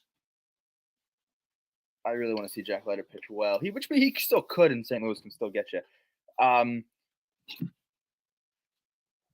man, I think DeGrom actually had an interesting start his last time. I think he had 5 scoreless or something, but didn't have a strikeout. Mm-hmm. What was that whole deal? This is so off fucking topic. What did he do? 5 1/3, 2 earned. Okay, so 5 but no 1/3, 2 earned, Ks. but no Ks, got a loss. That's weird. Yeah, weird one. Okay. Keep going. This is hard. You have to assume that I have to start bet with my brain and not my heart because I want to see Texas climb, and that was obviously my preseason. Yeah, and they suck right now. They're 2-8 in their Fuck last it, 10. Texas tonight. They have to get back on track. What do we have? Sunday would be the 1st of June, right? Yeah. Okay. So if they win out, if they finish May on top, they still be a game under. So I think that's what their game plan is. If they can, they're not going to sweep this series. Okay. Give me Sonny Gray and the boys then, and then give me Texas on the rubber match on Sunday. Texas, St. Louis, Texas. Come on, Texas. We're rooting for you. All right, then we got good interdivision series. Detroit going into Kansas City. Detroit's throwing Mize, Skubal, and Montero. Well, Kansas City's going to be throwing Lugo, Waka, and Bubic. Wow. We got two. Man, we just missed those Aces Day by one day. That Skubal versus Bubic would have been insane. Kansas City's offenses look lackluster. Detroit's on a tear still looking very good. We saw I just saw a stat today. Gleyber Torres might be one of the best second basemen in baseball right now with how he's playing. Avi Baez, though, the resurgence, and then the young guys as well. But we can't talk enough about this pitching. Casey Mize and Tariq Skubal look unreal. I'm going to roll with the pitchers in this series, I think. Granted, I like Detroit's offense a whole lot more than I like Kansas City's offense right now, But give me Casey Mize on Friday. Give me Tariq Skubal on Saturday, and then give me Bubic come Sunday. I don't think Detroit will sweep this series. I think Kansas City's too good of a ball club to get swept. I really hope that this allows them to climb in the standings a little bit. They're 7 games back. They're 5-5 in their last 10, sitting at 30-27, 3 games over. So Minnesota, Cleveland all have 30 wins, and Detroit has 37 wins. Fuck. As soon as you want Texas and Kansas City are similar. As soon as you want them to fucking start kicking ass, they never play a good team too. And they every single time. So this is Seth Lugo's first start since coming off the IL. I'll go. Maybe I'll take Casey Mize and the boys to do that. Fuck. You know what? No, I'm not. Because or else I'll be agreeing with you, and we got to be different. Kansas City tonight. Lugo bounce off the IL, motherfucker. I love that. But then you can't bet against Tarek tomorrow. And then give me Bubic. KC winning the series. Yeah, that's bold. That definitely is bold. I got to roll by guys. My preseason guys were Texas and Kansas City. I got to roll with them. Again, I'm bet with my heart. All right. Well, we got Tampa Bay going into Houston. Tampa Bay won last night 13-3. Chandler Simpson Simpson still is one of the most electric players in baseball since coming up. Last night, dude, he got walked, stole second, stole third, error on the throw of third, creating his own run. That's awesome. That's cool to see. That's good for baseball. But then Friday, Ryan Pepiot versus Framber Valdez, one guy who people have started to bring up. Maybe he's going to get shipped at the deadline. I don't think so. Houston's only a half game back right now. Zach Littell versus a Colton Gordon, and then Taj Bradley versus a Hunter Brown, a Cy Young candidate. Like I said, Houston's only a half game back right now on the Mariners. Mariners have started to come back down to earth. Houston's starting to trend upwards. So is Tampa Bay right now, man. Tampa Bay's second in the division of the AL East, 2 games over 500. Yeah, they are 6.5 games back, but I don't think anybody really thought that they were going to be sitting at 29-27 right now. Anyway, with that being said, give me the Astros. Give me Framber Valdez. I don't really know anything about Zach Littell. Do you? He's decent. He's nothing great, though? Yeah. I don't know. Who's Colton Gordon? That guy I know nothing about. I didn't even bother to. He's got a 5. He's only pitched in 3 games. He's got a 5.52 ERA. So this is it would be so much easier if both these streams were trending down, but both of them are hot right now. Mm-hmm. Houston and Tampa Bay, which is weird of me to say. Dude, Tampa Bay's 8-2 in their last 10. The Astros are 6-4 in their last 10. Like I said, a half game back. Give me Houston tonight, Tampa Bay Saturday, Houston Sunday. Damn. Split the series. Do we do the same thing? Yeah, we did the same thing. I don't know if I like or I hate the fact that Tampa Bay won yesterday.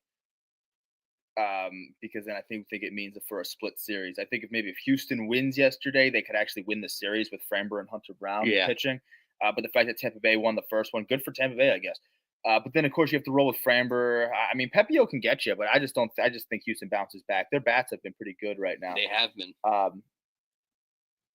Wait. Who won yesterday? Tampa Bay, didn't they? Did they? I think they did. Sign off in the comments who the fuck won yesterday. Yeah, Tampa Bay did. 13-3. Oh, okay. I thought their offense was a little more explosive yesterday because I know Altuve hit a homer. I thought, okay, whatever. Who cares? I think Altuve went. No, you're right. He went home. He homered. Yeah. But either way, okay, fine. But I'll take them to bounce. I think Houston to bounce back. They're at home with Framber today. Tampa Bay on a bit of a fucking hot streak, so they can get to Colton Gordon, who no one knows anything about. Littell's been decent, and then Hunter Brown. Sure, look, I have the same logic as you.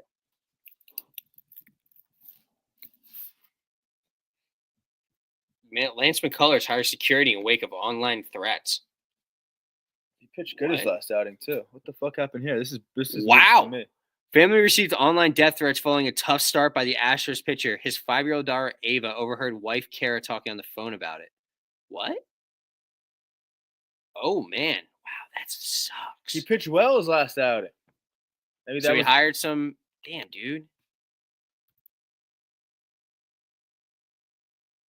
What are they doing down there in Texas, man? Oh my god! What? It's because of that one. Look at that bad boy. Yeah. So is that when was it? When was that posted? Yesterday, last night. No, to this morning at 6:24 a.m. This is news. Maybe he had the interview last night. But he pitched well. That's sad, man. Hired security.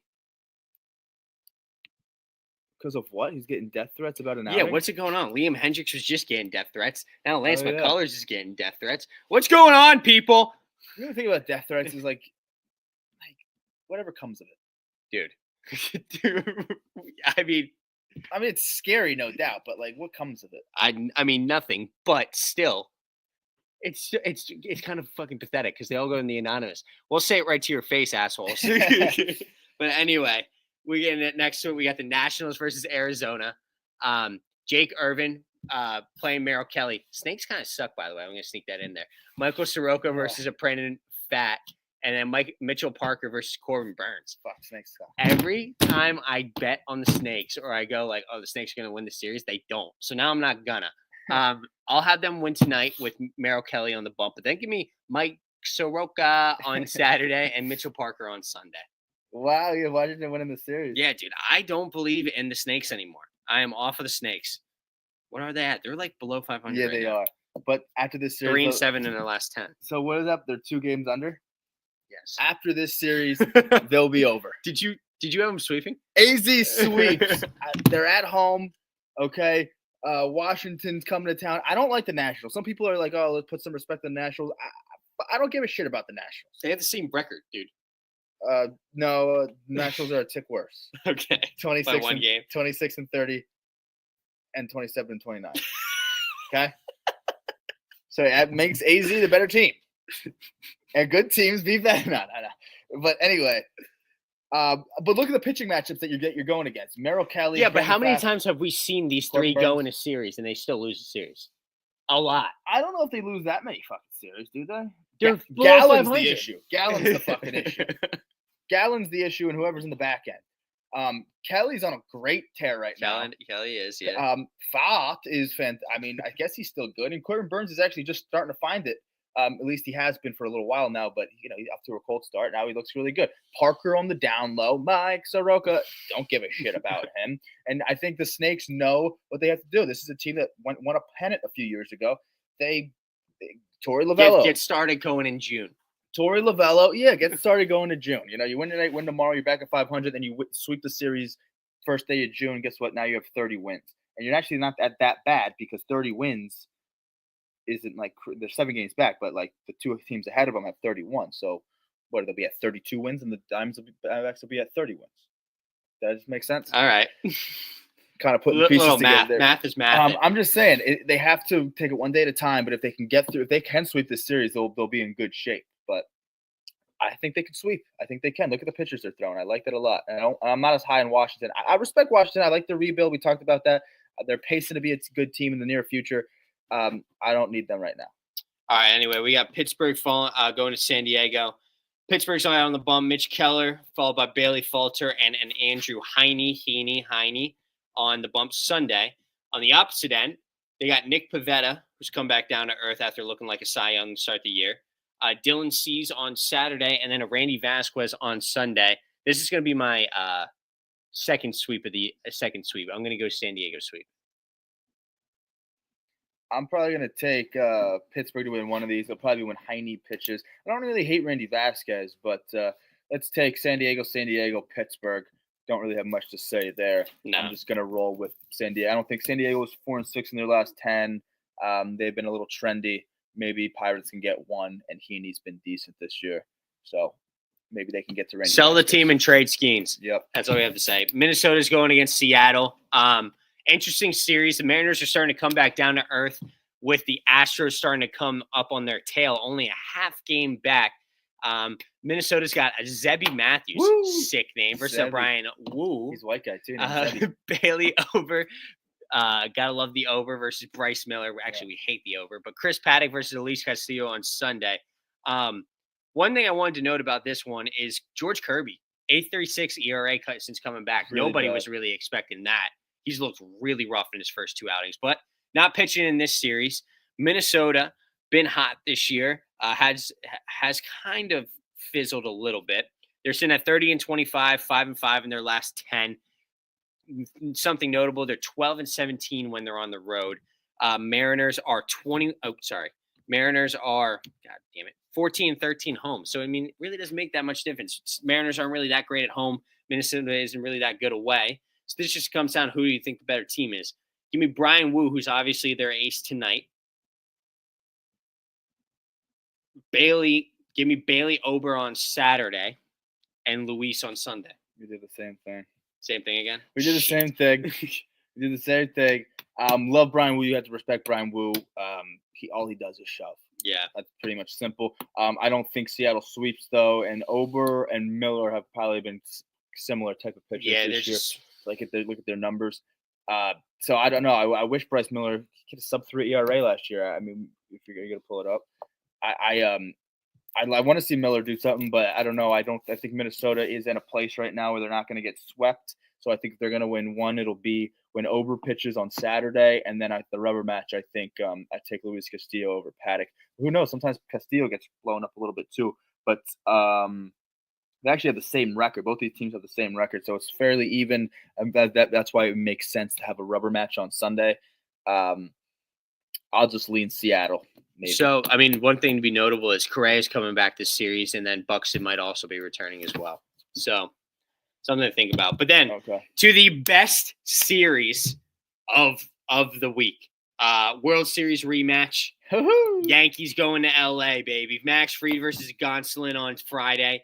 Will Warren versus a Landon and Nick Knack on Saturday. And then Sunday, the Yankees aren't sure who they're throwing versus a Yamamoto. And Spin, I'm going to do something for you here. Yanks sweet, baby. Yankees fucking sweet. Max Fried's going to deal. Will Warren's going to deal. And fuck Yamamoto. Yankees sweet. I was going to try to figure out who the other pitcher was. I don't care who pitches. I don't care. I think they go in there. They shove it down the throats of the Dodgers. It looks like Yarborough's pitcher. I don't care. Put them up there. Let's go. Yankees sweep. That's my bold. That's my dog of the weekend. Yankees. Let's go, Yanks. I was in the midst of writing down Yankee, and then I was I didn't know this. So it's Yarborough, Yamamoto, two guys. Yarborough, kind of fun. But fuck it, I'll ride with you. Let's go. Yanks sweep, baby. Why not? If you're doing it, I'm doing it. Prediction of the weekend, man. Yanks sweep. Fried's gonna look like shining under the bright lights over there in LA. Gonna show people why he might be the Cy Young this year. Will Warren. It's a Landon. His last name's Knack. We refer to him as Nick Knack. Who cares? Who cares? And then who we say is going Sunday? Yarborough versus Yamamoto. Fuck Yamamoto. Nice. I love it. If the Dodgers do get one, it'll be Sunday. Yeah. I love my boy Will Warren. Yeah. Love him. You got to ride with Will Warren. Fuck Landon Knack. I love that. And I like Yarborough a lot too. I fucking love it. Let's go, Yankees sweep. Going to in Chavez Ravine, by the way. That's a wet hot American weekend, ladies and gentlemen. That's how we do it.